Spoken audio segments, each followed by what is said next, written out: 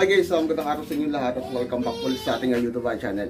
So ngayong araw guys, basic tutorial lang yung gagawin natin. Gawa ng mag-install lang po tayo rito ng dalawang ilaw para sa ating client. So bali, meron siyang abang. And then inabang ko kanina dito yung utility box na paglalagyan ng ating switch. Ayun guys, sasamahan nyo ako kung ano yung paggagawin natin dito. Tara! So ayun guys, nandito tayo sa bahay ng ating client. So ang gagawin lang natin dito, bali last time is meron tong abang. Ngayon pagpapatuloy lang natin. So, slab dito guys, mag-install tayo isang ilaw dito, and then isang ilaw po rito sa labas. Ayan. So, dito tayo mag-install lang isa.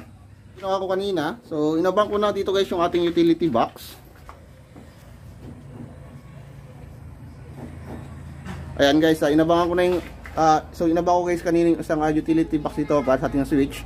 So, papasukan ko muna siya ng wire bago natin i-fix itong ating flexible hose. Kuha na medyo mahirap yan na patakin yung wire, gawa ng flexible po yung ginamit dito sa slab natin. Ngayon, ang gagawin natin muna, so safety first, baba muna natin ibaba po muna natin dito yung ating circuit breaker.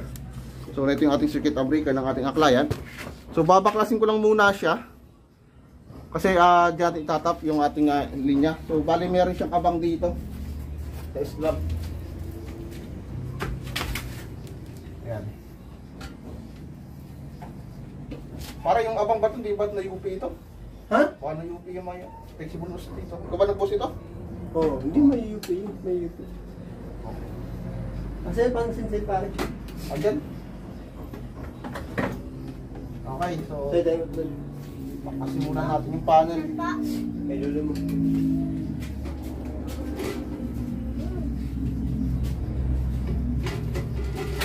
Ayan. So, pinaklas ko na. Tatatlo na lang yung tornilyo nito. Okay, so bali tatap natin siya dito sa ating circuit breaker na 15 ampere. So, itong isang linya na to, ito ay linya galing sa kabila. Ibababa ko muna guys yung ating main para safe tayo. Okay, so binaba ko na muna. So, linisin muna natin dito yung mga box. Ayan. So, tanggalin ko muna yung mga sobrang hose dito.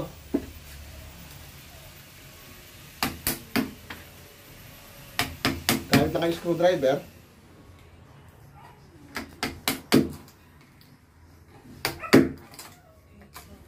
Ayan.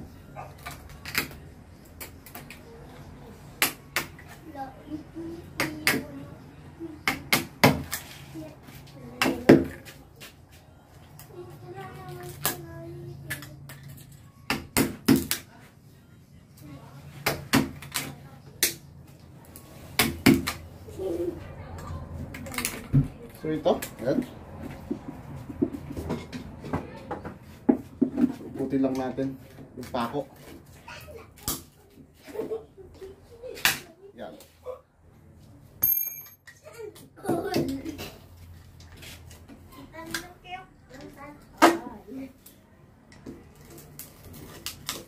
So pinako to sa slab.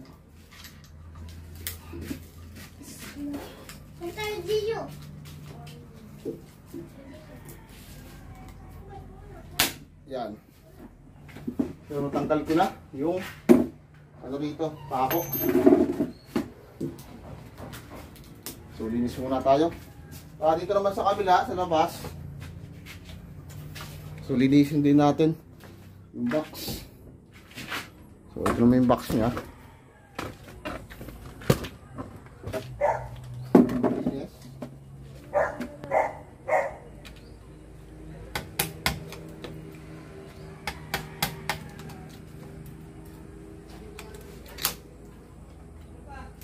Tinamahan yung pako. Ha? Hindi kayo pupunta taas pare? Hindi kaya pupunta. Ayos lang pre. Yung pako niya. Ikaw yatang gumawa ng bahay mo eh. Ayan guys, bali meron siyang pako, so hindi siya matutornilyon kasi dito tinabang nung dati nag-abang yung ating JB. So sa mismong tornilyuhan. Ayan. So gagawin natin dito, ito na yung pang-iipit natin sa mismong ating receptacle. Ayan, para hindi siya gumalaw. Yung isa naman, dito na siya itutornilyo. Okay. Ngayon, gagawin natin isang wiring na tayo, guys. Gagamitin natin wire dito is number 14. Are, so number 14, TNHN stranded wire. Okay. Then ang gagawin po muna natin, isasusuksan po muna na siya ng kawad, yung ating flexible hose, para mahugot natin yung ating wire. So dito ko siya isusuksok una, kasi ito yung gagaling to sa kabila. Ayan, so diretso siya ron.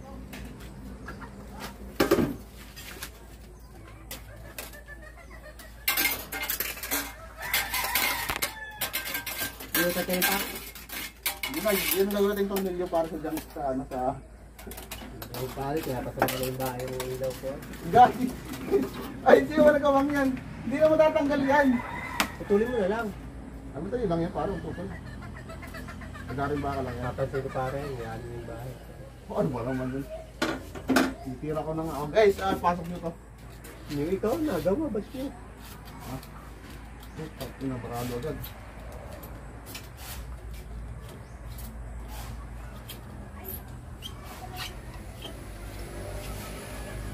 Saan na lalabas yan? Hindi sa kabila ng hulbak. Hindi, hindi. Kabila. Doon? Saan mo ba ito nilabas? Ito, nagkanin niya. Tumikta niya, yung nilatag lang. Sipin mo rito, kurado na.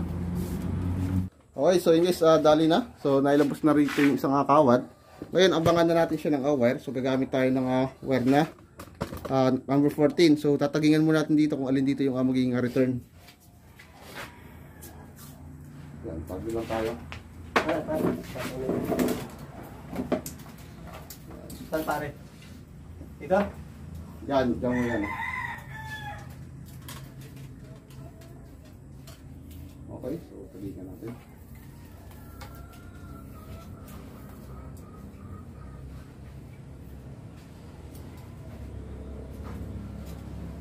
Okay, so dali na.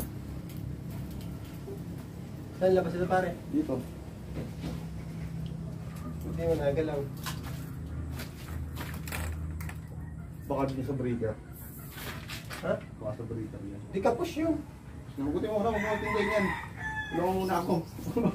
Nagkipiling ko siya ka rin eh. Okay. Ano ko naman ako. Doon ka sa labas.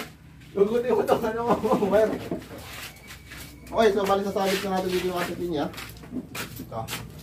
So meron tayong tagging. Ilahay ka ito boss.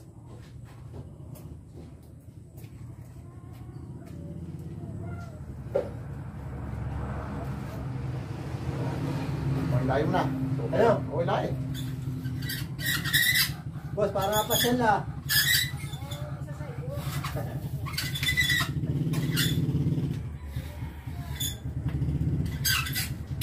Di ay sabong? Ha? Okay, nanti na. Oo, ito na. Nagpasag sa dangkal. Ha? Sa dangkal. Okay na. Or lang. Okay, so nayabang na natin. Okay, so yun guys, bali tapos na natin lagyan ng wire yung sa labas. So yung binaba natin dito, ito yung ating return ng ilaw tsaka yung ating neutral line. So ito guys, itong tatlong wire natin, isa ito yung ibababa natin dito sa mismong utility box, which is dyan po nakakontrol yung ilaw sa labas tsaka ilaw sa loob. So dito naman guys sa ating wire, so nagtagi ako dito. Ayan. So yung ating dalawang masking tape, ito yung ating return to na ilaw dun sa labas, and then itong isang masking tape, ito yung return ng ating ilaw dito sa loob. Then itong isa, understood na to na ito yung ating live. Okay, so ganun lang kasimple. So ngayon, susuksok na natin. Ito nga, pare, ano ba? Saan? Ito pa magugot. Ha? Bakit? Bakit ito? Yan ang gising nila. Utang na lang. Giyagot. Diba? Okay. Okay. So, bali sasabit lang natin dito yung ating wire. Okay, so ito yung ating kawad. So, ipass nyo siya rito sa loob. And then, isama nyo na ito sa ayan.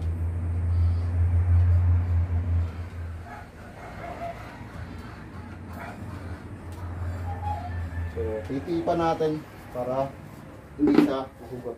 Kasi tatlo siya eh.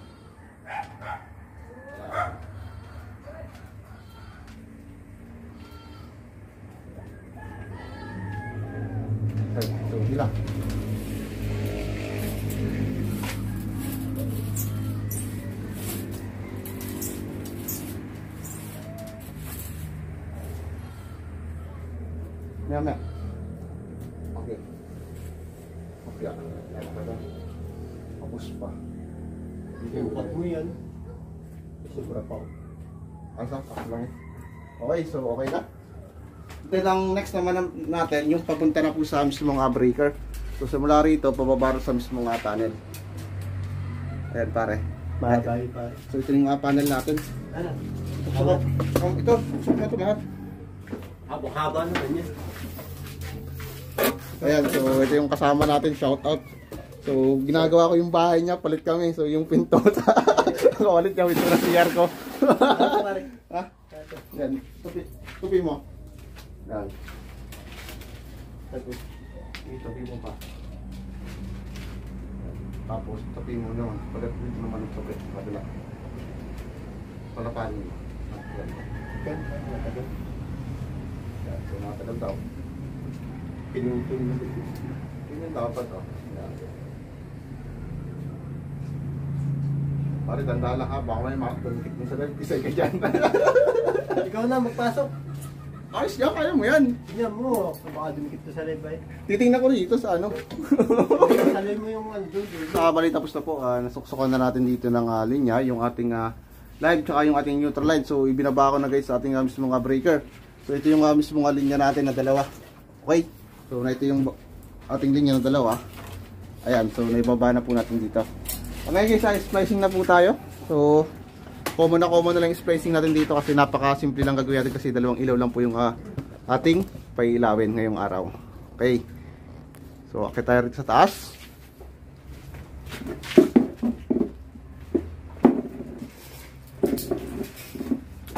So okay guys, bali ito yung ating linya na galing sa ating circuit breaker na dalawa. So which is ito yung ating live and then yung ating neutral. So yung may tagging ko dito na mas tape ito yung ating live.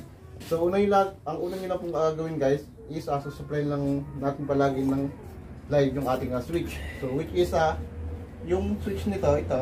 So yung kakasama, ito yung return na dalawa para sa dalawang ilaw natin, loob at labas.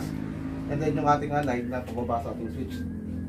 So pagsasamahin ko lang yung dalawa, so live ng ating pupunta sa switch. So ito, wala siyang tagging, understood na yan. And then yung live na galing sa ating breaker. Okay.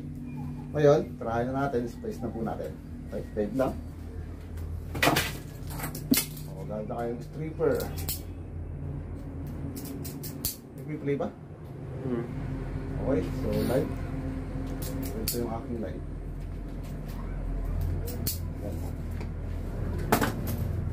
Then, ayan, so space na natin. So, ito lang yung pagkasama yung dalawa.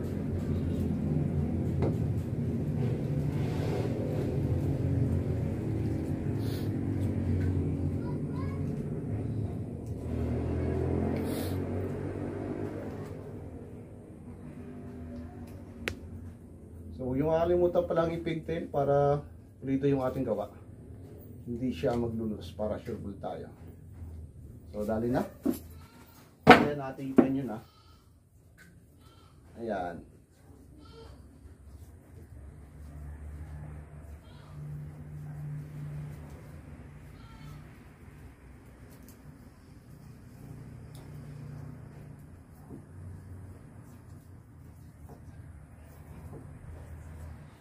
Okay, so dali na.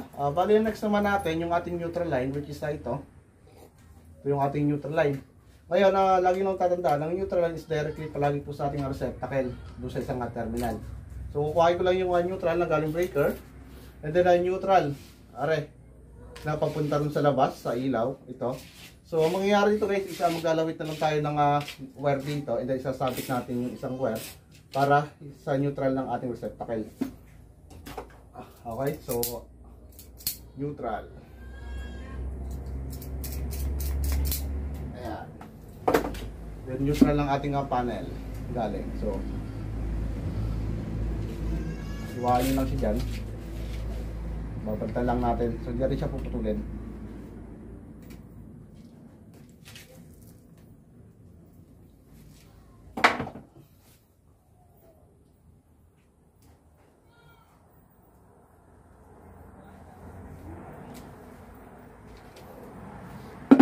Saka natin isabi itong ating neutral na papunta sa labas po.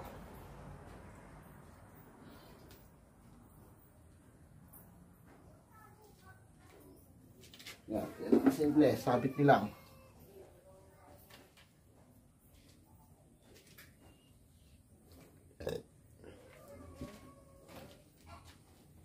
So kailangan malinis, wala siyang spike para hindi siya mabutas yung ating tape. Ay, hindi ko na. Ang ulo ka. Pare, okay lang? Sige, sunod ka lang dyan.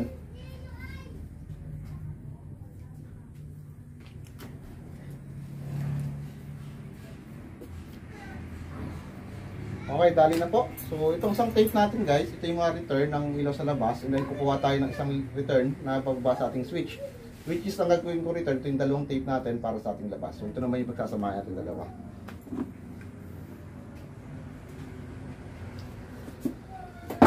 Okay.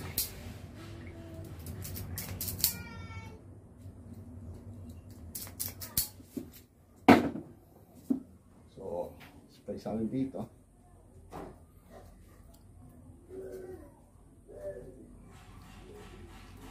Okay, so putol. Then pigtail. So very common na lang po yung mga ginagawa natin.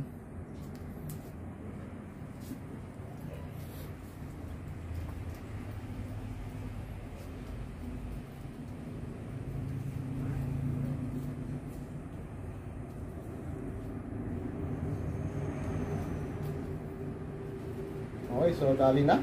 So mapapansin nyo rito, ito yung ating neutral na sinabit natin kanina kasi sinuplayan natin yung neutral yung kabilang junction box para sa kabilang ilaw. And then itong isa, ito yung return natin para sa ating ilaw. So ito yung itatap natin sa mismong receptacle natin. So strip nyo lang siya. Ayan. So maiksi lang. Okay. Ganito.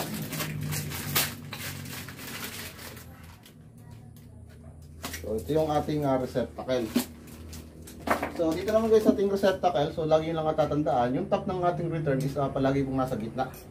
Dito. Okay. So para mag-save tayo kahit naka-on yung ating switch at nagpapalit tayo ng bumbilya, so hindi tayo makurente once na hindi tayo humawak sa mismong gilid ng ating ilaw. So lagi po tatanda kasi yun ang purpose po.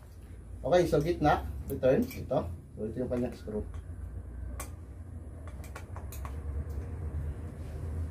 So ipasok nyo lang siya dyan. Yan. Then, ipitan nyo yung screw nya. Then kasunod natin yung ating neutral. So nakatap yan dito sa gilid ng ating receptacle dito. Dito siya nakatap sa kabilang terminal. So ito na yung terminal nya.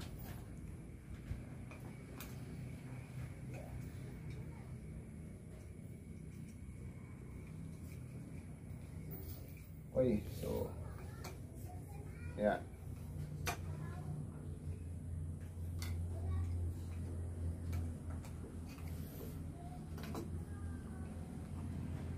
Okay, so dali na. And then i-screw na po natin siya rito sa mismong ating JB. Okay, so ganoon lang kasimple. Okay, so dali na guys. Bali sa labas naman tayo. Nakabit natin yung isang receptacle natin. Saan mo yung kalabaw? Kaya na ba ito kayo? Okay, so itap na natin dito. Ano nagka-higing? Oo.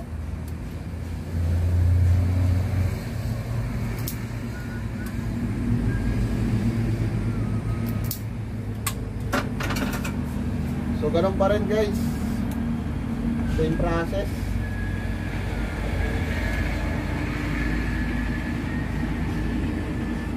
Okay, so dito yung ating return.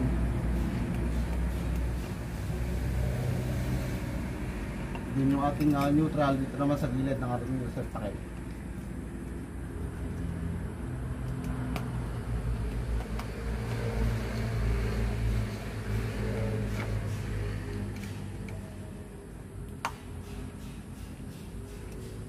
So ikapitan na natin. Ikabit na po natin dito.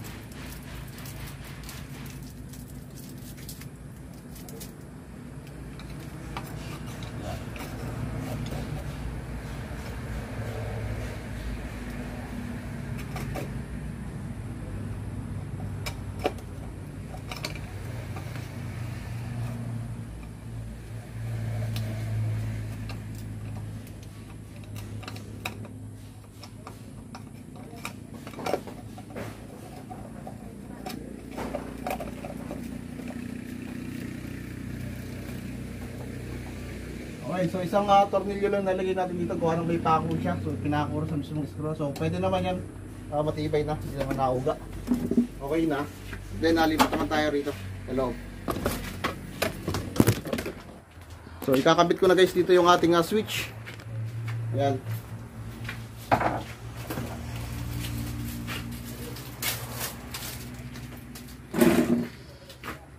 So ito yung switch natin guys. So pitan natin dito, pasok na natin. Yan.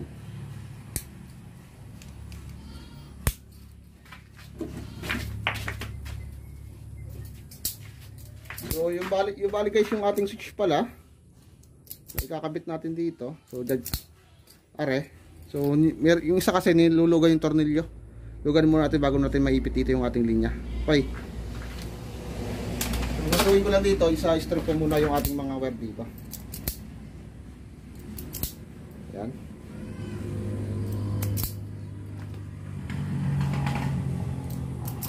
Okay, so itong walang tape natin, so ito guys itong ang tape ito electrical tape, so kung ito hindi nyo lang papansin. So ito yung ating live, and then ito yung ating return ng ating ilaw dito sa loob, return ng ilaw sa labas po. Okay,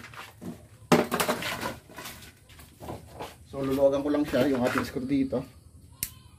So kasi diipit pa yung ating ano rito, ating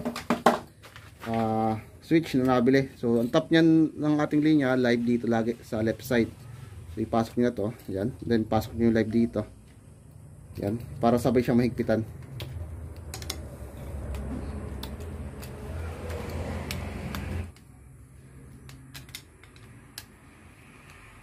So okay na, mahigpit na siya. So live natin. Ayan, so ja-jumper ko lang dito siya. So putulan ko lang ito. So putulan ko lang yung wire natin pang jumper. Ayan, then strip niya. So pasok niya siya dito.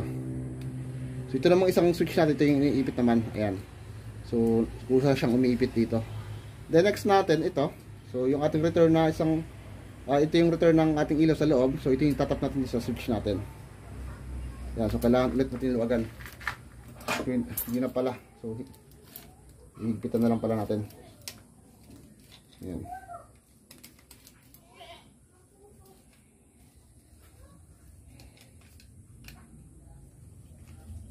So mahigpit na. Then itong isa, ito yung return ng ating ilaw sa labas po. So ipasok nyo lang siya yan. Yan, so okay na. Then dito, so tanggalin nyo lang yung screw.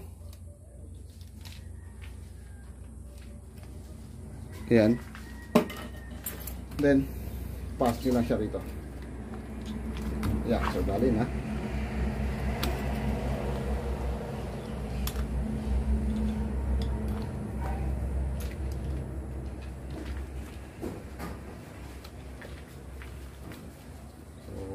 Siya.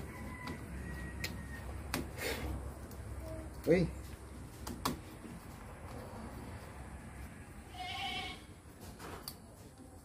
Yun na. Nilagyan siya ng mga cover. Okay, so dali na siya. Ngayon, ang next naman natin, isa tatap na po natin dito sa mismong circuit breaker.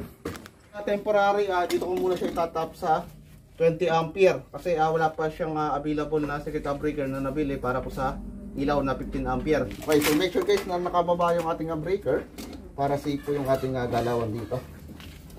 Ayan. So, tap ko lang dito.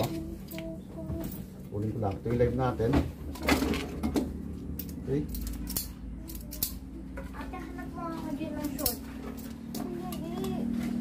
So, tap natin siya. Okay. Then, ito siya. Start ko na rin.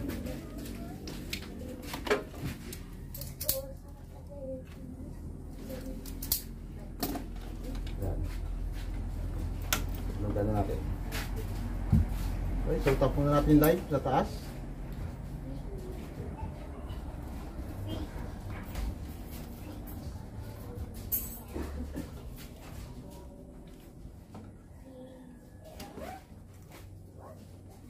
Then yung ating neutral dito sa baba naman.